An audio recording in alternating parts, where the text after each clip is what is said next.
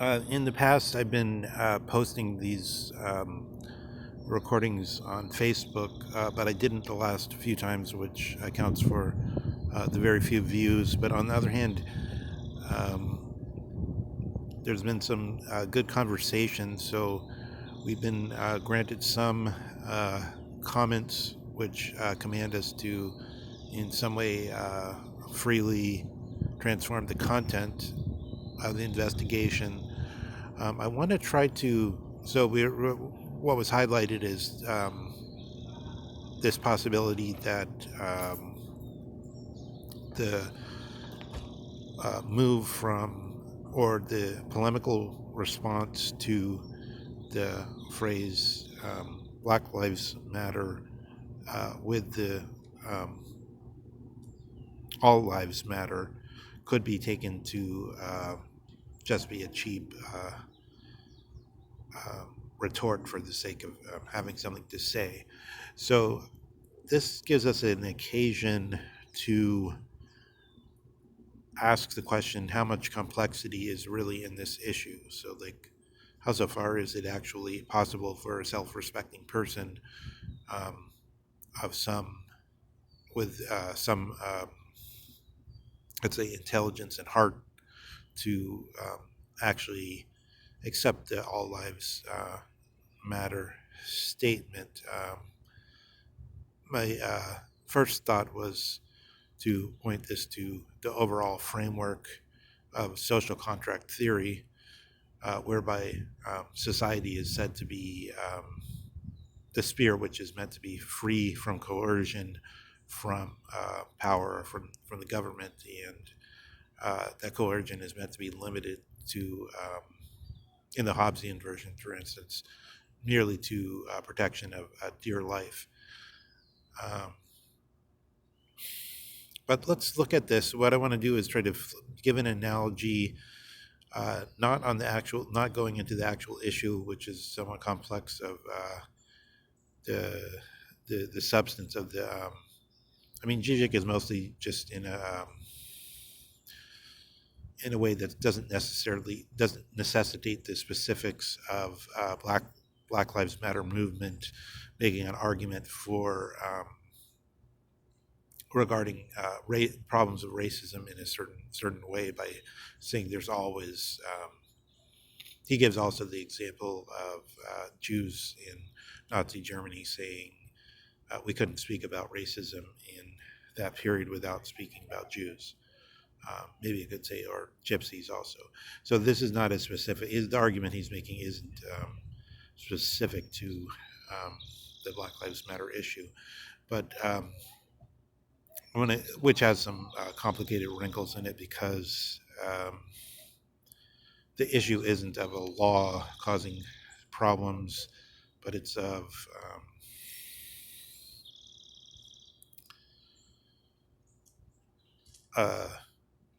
it's really of sort of the police acting differently, probably because of unconscious biases and other things, um, in a way towards a certain group, which, however, might uh, be actually legal. So, like, the question of whether there's the phrase excessive brutality or whatever, that could be just a subjective phrase which describes. I mean, it might describe what's happening accurately, but it might not be legalistically accurate because we don't know all the details of what the procedures are there and so forth.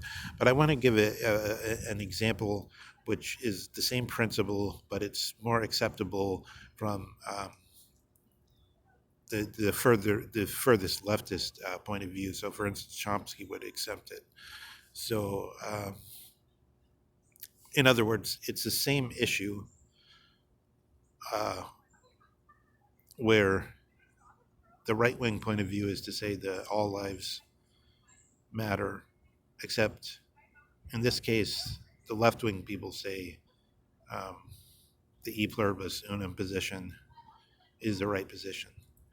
Um, Not intervening is the right thing. So, but they say that so Chomsky says that with respect to free speech. Chomsky says free speech is the one area where the United States does pretty well. So what's the basic? So I think one of the simplest ways to regard free speech as a fundamental principle of citizens' rights under um, liberalism in the full sense is we can start with Spinoza and remember how so Spinoza is criticizing the theologians and saying that they're sort of ashamed, they should be ashamed of themselves because they're really something like atheists, but they just don't admit it. And what he means is not that they're hypocrites, but that rather they are in a way, but not that they're pretending to be um, religious, but they're not, but rather that they admit themselves that they don't have any real access to God. So they say, for instance, Thomas in one of his later writings says, God is a mystery, which means he can't really get directly to God. Thomas has the analogy on the good and all those kind of things. They know that. But later on, and Luther says things like, we cannot know whether our penitence has been accepted or not by God. We can only attempt to repent, but we can't really know because we don't really have access to that kind of knowledge. So he admits God's outside his sphere. Spinoza doesn't say exactly those things, but what he basically says is these theologians are saying the received text and everything else are actually put down by human hands, even if we believe them to be inspired and so forth. They're in effect like atheists. So then what follows from that is anyone who claims to have law by revelation, by virtue of revelation, is just a man, just a human being. So then so if you had real divine law, you would want to conform to it. So censorship wouldn't be a problem, right? Because you would just impose what was good, because it would really be good. But if you have this first step, which is any law that we have actually comes to us through human beings, and it's just one human being telling another human being what to do, then censorship becomes, you get really paranoid about censorship, right? There's a unswerving resistance to it because it's just an imposition of one human's will against another's. So when you start with that point of view, then all the horrible things that result from free speech, so that you have terrible obfuscation, you have all kinds of conspiracy theories constantly floating around, you have everything short of the far outside of that, which is the legal framework that forbids just a few forms of lies,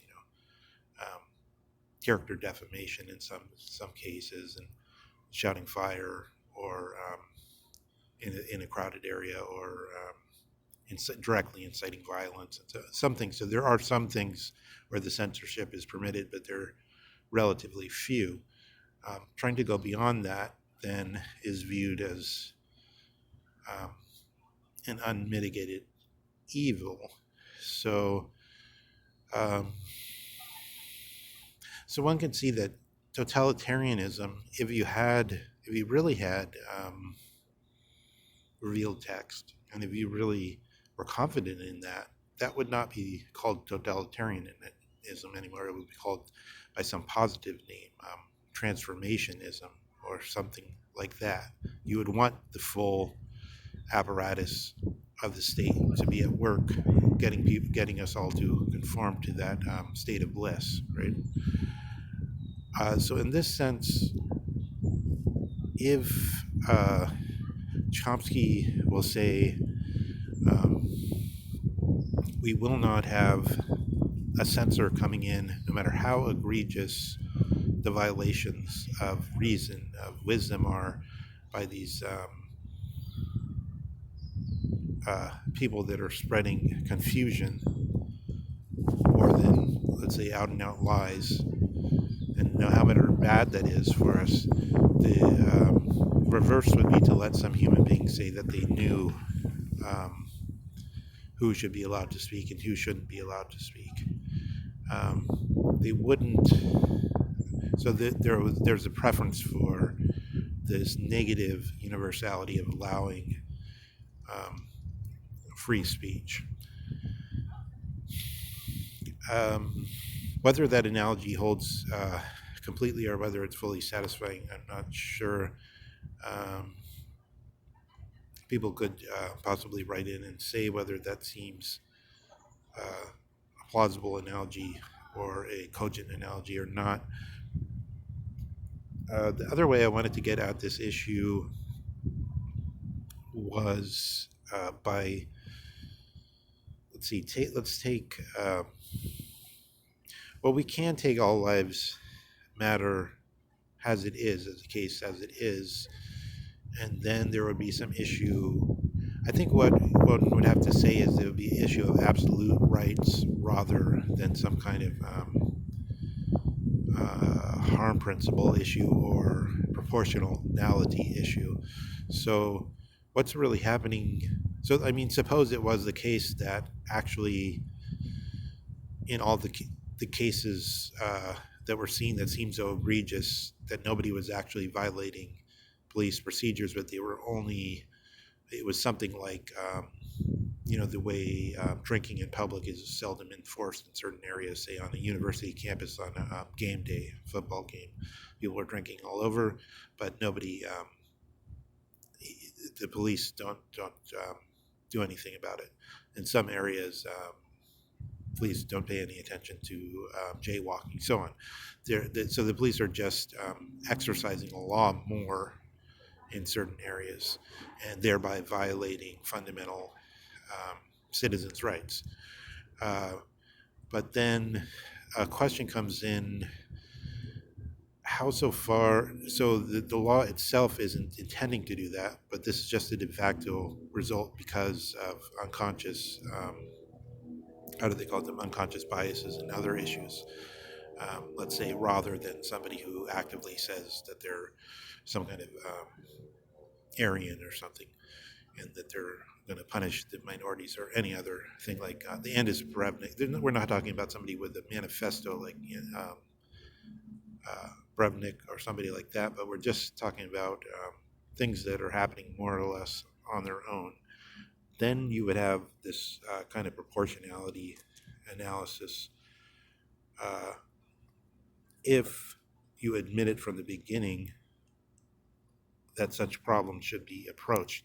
So, okay, we'll have to do a few more takes on this. There was an article that's somewhat relevant in this progressive journal, which is called Law and Political Economy blog, where they were talking about ordoliberalism. So in Europe, it's in some way taken for granted, and I think in the US, but in a different way, that you can't have either